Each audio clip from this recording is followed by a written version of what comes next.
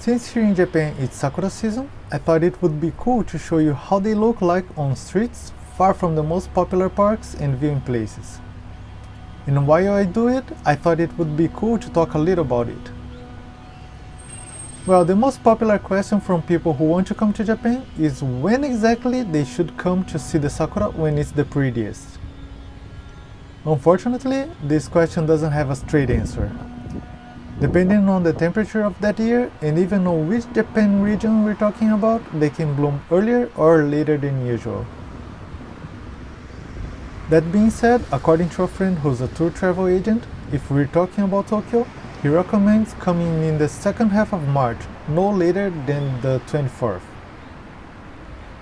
That's because if the sakura blooms earlier than usual, you would still see the end of the sakura season.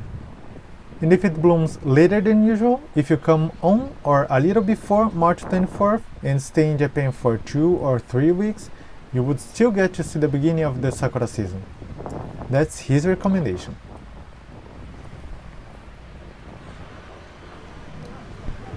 An interesting fact is that the Japanese habit of flower watching started many centuries ago, but in the beginning the popular flowers were plum flowers. However, the plum flower blossoms earlier than the sakura, when the weather is still colder.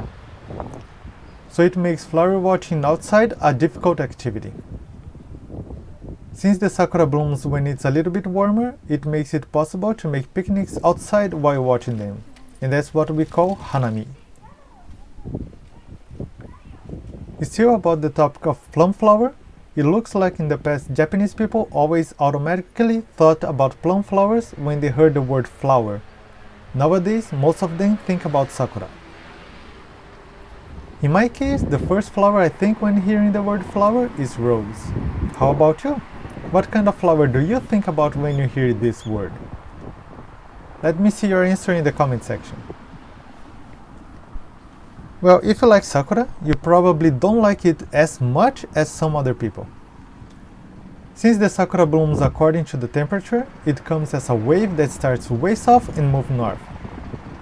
There are some people who like watching sakura so much that they go south of Japan as soon as sakura season starts, and they go traveling north together with the bloom wave. That way, they can appreciate the scenery for longer than the 1 or 2 weeks that the season lasts in one single place.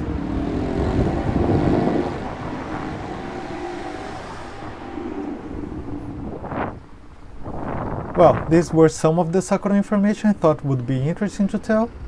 And about this street I came to show you, it looks like some trees don't have flowers, but I hope you enjoyed my walk even so. If you enjoyed this video, give us a like, subscribe to the channel, and I'll see you in the next one.